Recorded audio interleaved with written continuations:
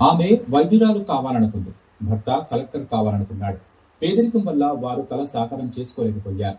తాము సాధించలేనివి కనీసం ఇతర పిల్లలైనా సాధిస్తే చూడాలని ఆశపడ్డారు. దానికి ఏం చేయాలో ఆలోచించారు. చివరకు మనిషి మేధస్సు పెంచే పుస్తకాలని నమ్మారు.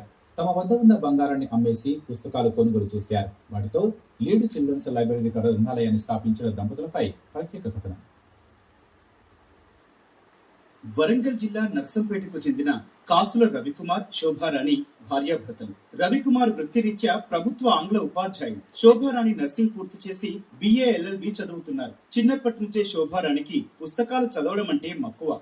భర్త సహకారంతో నిరుపేద విద్యార్థులకు మంచి పుస్తకాలు అందించాలన్న ఉద్దేశంతో ఇంట్లో లీడ్ చిల్డ్రన్స్ లైబ్రరీ ఏర్పాటు చేశారు. నర్సరీ నుంచి గ్రూప్స్ ప్రిపేర్ అయ్యే విద్యార్థుల వరకు పుస్తకాలు అందిస్తూ వారి అభివృద్ధికి తోడ్పడుతున్నారు. గ్రంథాలయానికి వచ్చి విద్యార్థులకు ఏ పుస్తకాలు చదవాలి, చదవడం ఏ విధంగా అలవర్చుకోవాలి అనే దానిపై అవగాహన కల్పిస్తూనే ఆంగ్లంపై పట్టు సాధించే విధంగా ఆ దంపతులిద్దరూ కృషి చేస్తున్నారు.